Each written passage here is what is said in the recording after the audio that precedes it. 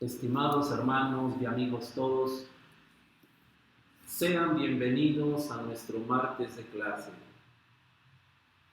Agradezco profundamente a cada uno de ustedes los que se sirven conectarse con nosotros, a nuestros alumnos de esta escuela parroquial de formación de agentes, también a nuestros maestros y colaboradores, así como también a cada una de las personas que de otras comunidades, de otros lugares, nos siguen cada martes en este itinerario formativo.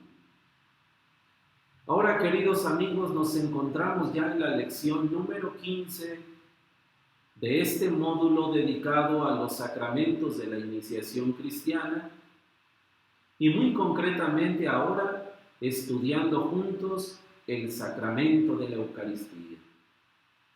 Sean pues todos bienvenidos a esta lección que hoy lleva por título Tomó pan, lo partió y lo dio a sus discípulos. Los invito para que iniciemos juntos con nuestro momento de oración, poniendo nuestro trabajo en las manos del Señor y pidiéndole a San José, el gran protector y custodio de la Iglesia, que siga intercediendo por nosotros, que nos acompañe y nos lleve de la mano hacia la presencia de Dios y de Jesucristo su Hijo. Vamos pues a iniciar juntos. En el nombre del Padre y del Hijo y del Espíritu Santo. Amén. Digamos todos allá en casa. Salve, custodio del Redentor y esposo de la Virgen María. A ti Dios confió a su Hijo, en ti María depositó su confianza, contigo Cristo se forjó como hombre. Oh bienaventurado José, muéstrate Padre también a nosotros y guíanos en el camino de la vida. Concédenos gracia, misericordia y valentía, y defiéndenos de todo mal. Amén. Gloria al Padre, y al Hijo, y al Espíritu Santo, como era en el principio, ahora y siempre, por los siglos de los siglos. Amén. Quedemos pues, amigos, reunidos y asistidos, en el nombre del Padre, y del Hijo, y del Espíritu Santo. Amén. Miren, recordemos un poquito lo que vimos la semana pasada en la lección anterior. Allí en el enlace ustedes encuentran lo siguiente. En el tema anterior, ¿recuerdan? Vimos que la Eucaristía es el memorial que nos recuerda y hace presente la salvación traída por Cristo. Ahora, en esta presente lección, nos acercaremos al simbolismo que tiene el pan, mediante el cual Jesús se nos ofrece como alimento. Y como objetivo de esta lección nos vamos a plantear que es muy sencillo, pero al mismo tiempo profundo. Vamos a perseguir como objetivo lo siguiente: dejarnos guiar por el significado y el simbolismo que tiene el pan, para vivir la Eucaristía como alimento necesario y compromiso de entrega. Y como en cada una de las lecciones, mis hermanos, vamos a partir de la palabra divina, para luego así poder entrar en materia acerca de lo que ahora vamos a aprender juntos.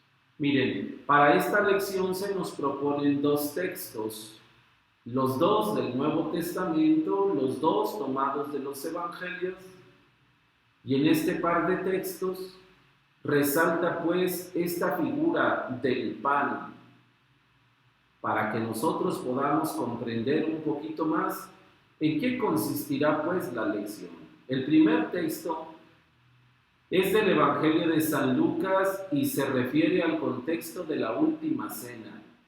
Allí, donde Jesús, sentado a la mesa con sus discípulos, dijo lo siguiente: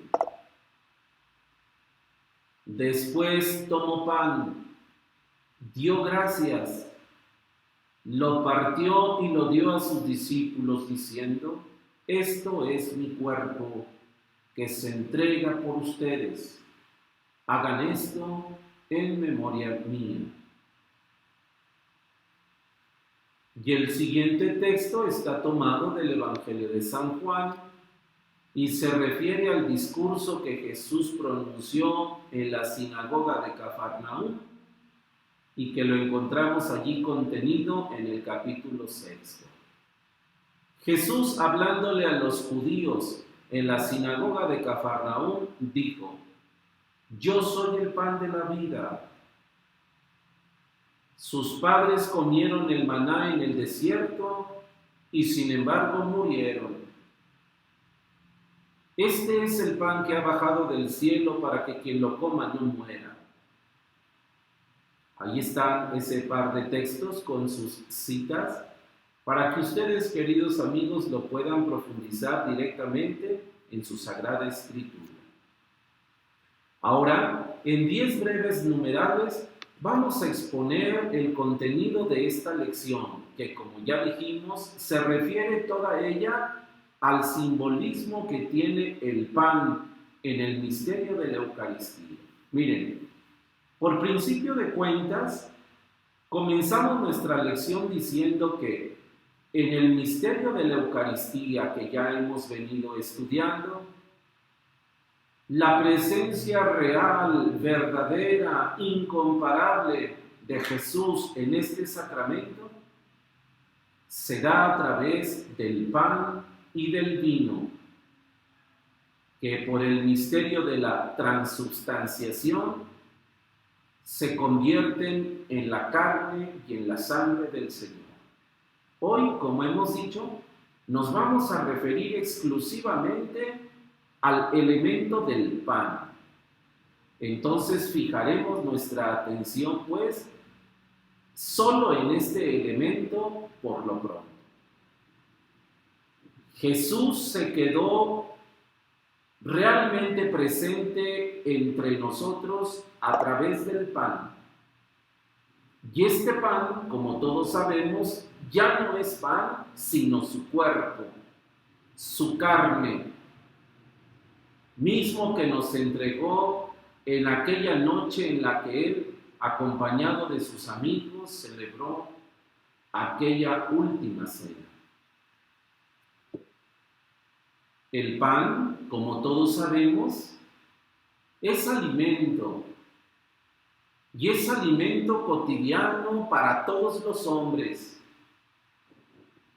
Extraordinario que Jesús haya querido elegir este símbolo de pan para quedarse con nosotros. Fíjense que a propósito, muchos han discutido y se han preguntado, echando a volar la imaginación, ¿acaso Jesús no pudo haber escogido otros elementos, otras formas de quedarse con nosotros para siempre?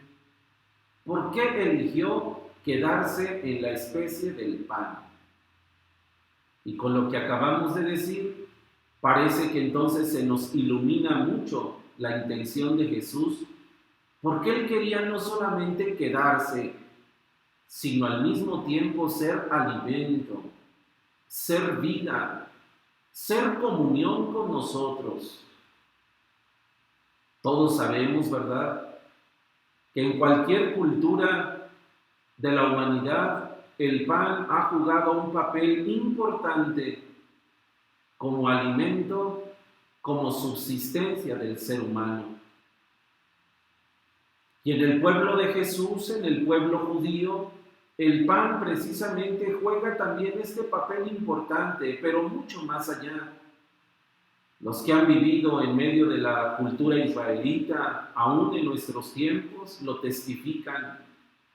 La comida, específicamente el pan que se pone en la mesa de una familia judía, tiene un simbolismo impresionante, pues no solamente es el alimento, sino también es signo de unión, de amistad, y es signo de compartir la vida con el otro.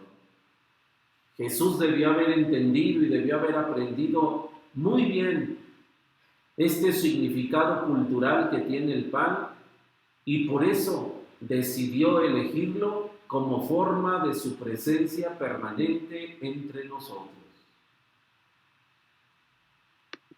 Pero para poder entender la figura del pan en el sacramento de la Eucaristía, al hojear las Sagradas Escrituras nos damos cuenta, amigos, que el pan desde el Antiguo Testamento tiene unas figuras o unas prefiguras esenciales para la comprensión de la Eucaristía.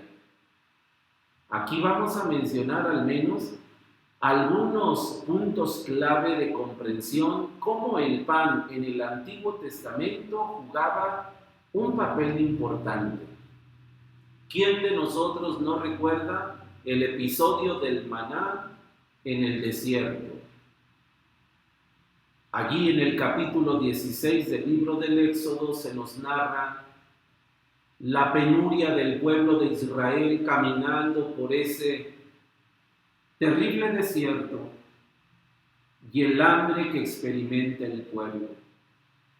Cómo el pueblo acude a Moisés y Moisés a su vez acude a Dios para que Dios provea de pan a su pueblo. Y en aquel misterioso polvo blanco que desciende del cielo y que luego queda como un rocío entre la estepa, entre la arena, cómo aquel pueblo de Israel reconoce que ese es el alimento que Dios les ha dado.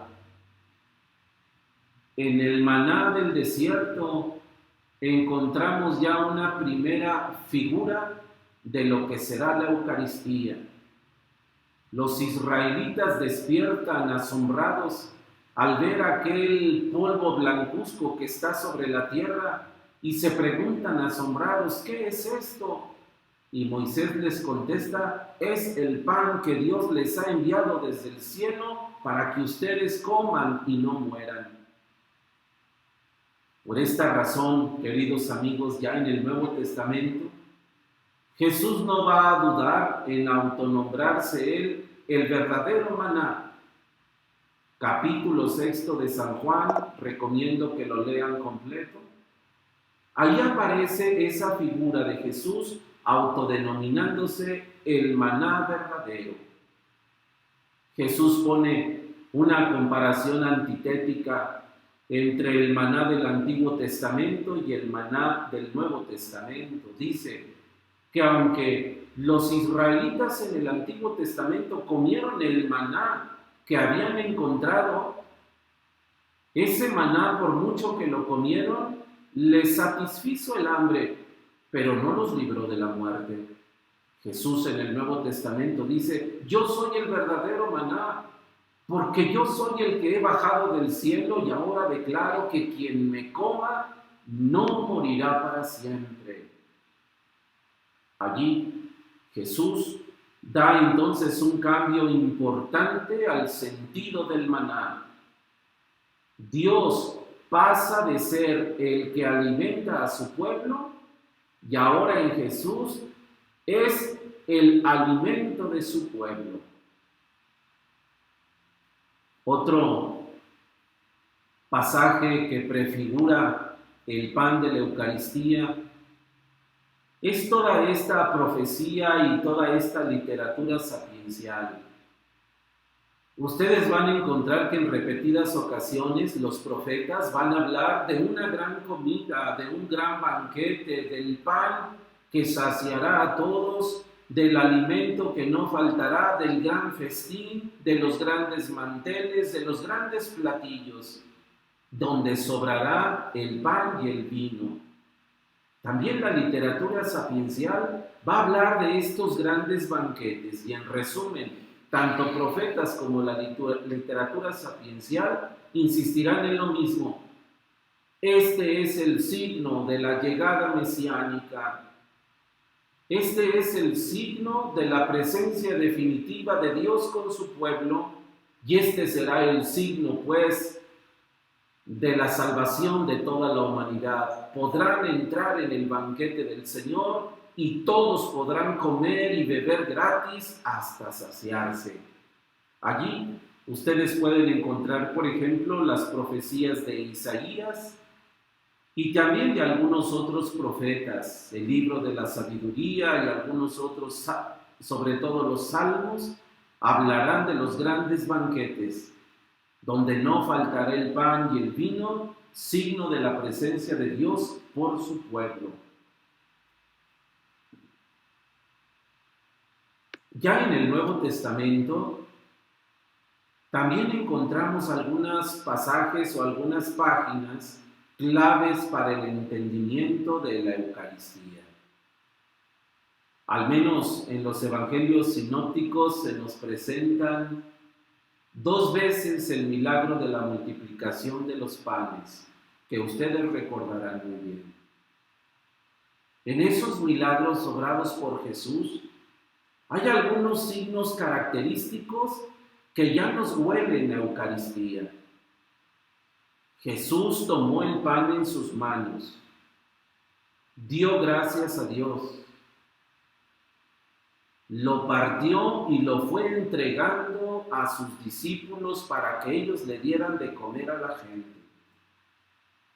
Tanto en el milagro de la multiplicación de los panes, en donde el Señor repartió 5 panes y 2 pescados, y en el cual se alimentaron 5,000 hombres, como en el otro episodio de una supuesta segunda multiplicación, en donde hasta sobraron 7 canastos, Jesús, al realizar estos prodigios, como digo, está dando ya un adelanto de lo que va a suceder más, en lo que va a suceder pronto, cuando Él se entregue a su pasión. En esa multiplicación extraordinaria de panes y pescados, la gente come, la gente se sacia y todavía sobra. Jesús es el que puede darle de comer a su pueblo. Jesús es el que da en abundancia a su pueblo hasta saciarlo. Allí ustedes pueden confrontar estos pasajes de la multiplicación de los panes en el Evangelio de San Marcos, en el capítulo 6. Allí se nos narra muy claramente este milagro de la multiplicación que nos hace entender ya el significado eucarístico. Pongamos mucha atención cómo en estas 2 multiplicaciones de los panes y los pescados siempre se habla de que sobra en abundancia. Los sobrantes, los panes y los pescados que sobran, significa pues la comida suficiente. Siempre en Jesús habrá comida suficiente y abundante que ahora quedará para el pueblo nuevo. Nosotros lo vamos a entender más adelante cuando Jesús en el misterio de la Eucaristía se quede con nosotros y ese pan nunca se agotará y ese pan se nos dará por toda la vida a todos los hombres de toda la historia, para que nunca más vuelvan a tener hambre. También en el Nuevo Testamento aparece un signo cotidiano en Jesús, pero que también nos hacen entender profundamente ya el misterio pre-eucarístico. ¿Cuántas veces nos narran los evangelios, mis hermanos, que Jesús acudía a comer con la gente? Algunas veces Él era el invitado, otras veces Él, acompañado de sus amigos, organizaba una comida para que comieran los que lo seguían. Empezando por aquel primer milagro que nos narra San Juan en las bodas de Caná, donde Jesús se hace presente en una fiesta y come con la gente. Estas comidas públicas que Jesús hace con la gente y para la gente son un signo pues claro de lo que ya hemos advertido tanto en las profecías como en la literatura sapiencial. Miren, estos banquetes en donde existe la comida en abundancia, la bebida en abundancia y en donde todos son invitados.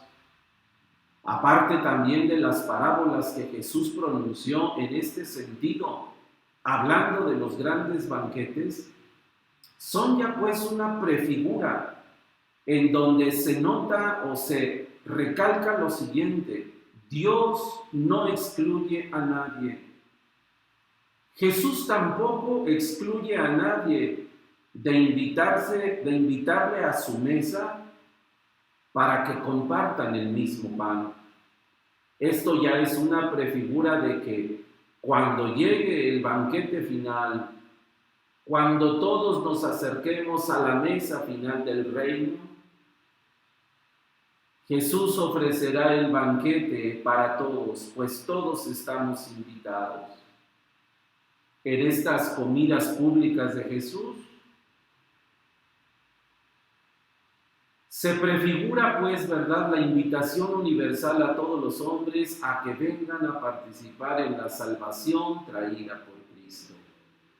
Sabemos que Jesús, literalmente, de entre todas sus comidas públicas que Él realizó con sus apóstoles y la demás gente que lo seguía, habrá una que será la más importante y la más definitiva, la que Él celebre en la noche de la pasión. Pero hay un aspecto también importante que no tendríamos que pasar de largo. Hemos dicho que Jesús invita a todos, que todos son invitados al banquete. Fíjense que siempre ha llamado la atención este aspecto. Judas sentado en la mesa del Señor, Judas participando en la cena del Señor, y aunque le va a traicionar, Jesús le permite que esté con él en la cena. Por eso en este número 6 decimos, ¿verdad?, con nuestro texto lo siguiente: durante la cena, Jesús comparte de su propio pan con todos, incluso con aquel que le ha de traicionar, con Judas. Aquí advertimos que el amor de Jesús es tan radical que no rechaza a ninguno, sino más bien los invita a que participen de su mesa. No importa lo que haya dentro del corazón, aunque más tarde le contradigan o lo nieguen o lo traicionen, Jesús siempre tiene gestos especiales de ternura y de amor, aún para sus propios enemigos. Por esta razón, advertimos, ¿verdad?, que el pan que da Jesús es un pan entregado por todos, y de la mesa de Cristo solamente se excluye o se puede excluir aquel que voluntariamente lo quiere hacer, porque Jesús nunca va a negar su alimento a nadie. Así, queridos amigos, llegamos al momento culminante de esta lección, la última cena celebrada por Jesús con sus amigos, en donde Él, a través del pan, se va a quedar para siempre con nosotros. La última cena es, pues, la gran acción simbólica y al mismo tiempo real de la presencia de Jesús como pan, como alimento para todos nosotros. Todos nosotros hemos estudiado en más de alguna ocasión la última cena, y más que estudiarla, todos nosotros participamos de la última cena siempre que celebramos la Eucaristía. Sabemos que la cena del Señor es un convite íntimo. Están sus amigos. Es una acción única y especial. Jesús a la mesa, acompañado de sus amigos. Sabemos que en esa cena Jesús realizó una serie de gestos y de palabras que habrían de tener un especial significado. Y puesto que estamos ahora hablando del pan, vamos a referirnos a las palabras que Jesús pronunció, pues, sobre este pan en la noche de la última cena. Dicen los evangelios sinópticos: especialmente San Lucas, que Jesús tomó el pan en sus manos, dio gracias, lo partió y luego se lo entregó a sus discípulos. Ya sabemos, ¿verdad? Jesús es un judío marginal. Jesús es un judío observante de sus tradiciones y de sus ritos. Jesús está en la noche de la Pascua de aquel año 30 en Jerusalén. Jesús, como está a la cabeza de la mesa y haciendo las veces del jefe de la familia, como lo hacían todos los padres de familia, Jesús tomó el pan que se preparaba para la cena de Pascua judía. Dicen los que saben, ¿verdad? Y sobre todo los historiadores, que los panes judíos del tiempo de Jesús eran una especie, pues así, literalmente, ¿verdad?, de tortas extendidas, panes muy grandes de trigo, en donde el padre de familia hacía una bendición muy especial sobre el pan, le daba gracias a Dios por el pan como fruto de la tierra, pronunciaba una alabanza sobre el pan y luego comenzaba a partirlo y a repartirlo en el número de aquellos que iban a participar de la cena. Jesús hasta este momento hace signos muy conocidos por todos los que están allí presentes. Hasta este momento Jesús no ha hecho nada extraordinario, aparentemente. Jesús entrega un pedazo de pan a cada uno de sus amigos, a fin de que todos y cada uno de los que están allí con él, al comer de ese pan, van a participar ya de la bendición que Jesús ofreció al Padre. Este pan partido y repartido es ya el símbolo, amigos, de la comunión entre Jesús y sus amigos, pero también entre aquellos 12 amigos. Es decir, es una comunión mutua y total entre todos. Es un símbolo, sí, es también una realidad. Más tarde, así lo va a decir el apóstol San Pablo. Pues si el pan es uno solo y todos compartimos ese único pan, entonces todos formamos un solo cuerpo.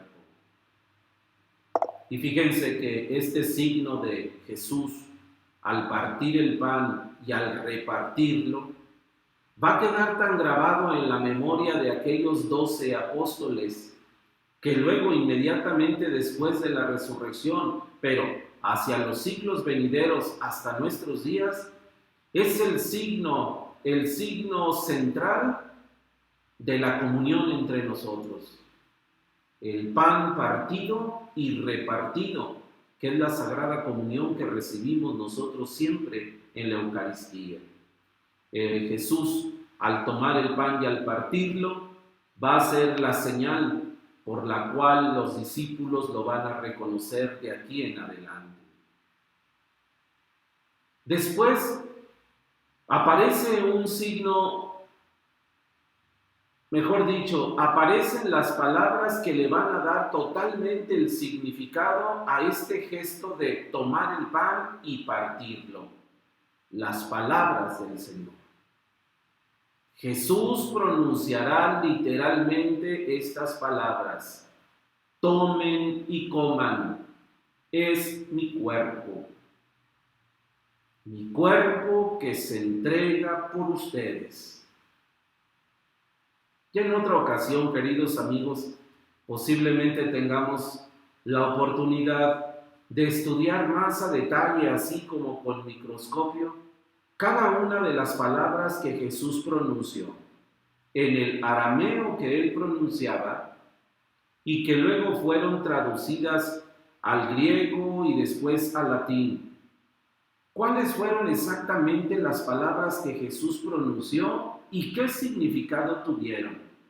Por lo pronto, ustedes y yo lo sabemos. Las palabras que actualmente se conservan en nuestra Eucaristía son la traducción literal con todo su significado y con toda su verdad de lo que Jesús quiso expresar. Aquel pan que él tomó en sus manos, por las palabras que él pronunció, verdaderamente eran y son su carne, su cuerpo verdadero. Por eso Jesús afirma: es mi cuerpo, cómanlo, este cuerpo que se entregará por ustedes. Este pan que Jesús había bendecido y luego quebrado y repartido, no era otra cosa más que su carne. Esta carne en forma de pan, que ahora en adelante cuantos coman de ese pan, de esa carne, tendrán vida para siempre. Este pan convertido en carne, este pan convertido en el cuerpo del Señor, es y significa pues toda su persona, todo el Cristo entregado que con su vida en la cruz, pero también con su vida resucitada y gloriosa para el largo de la historia, para el resto de la historia. Jesús va a entregar su cuerpo no solo en el sacrificio de la cruz, sino lo entregará siempre para que nosotros tengamos vida. Inmediatamente después de la resurrección de Cristo, ustedes y yo también leemos en las páginas del Nuevo Testamento: Jesús se apareció resucitado y glorioso en varias ocasiones después de su muerte.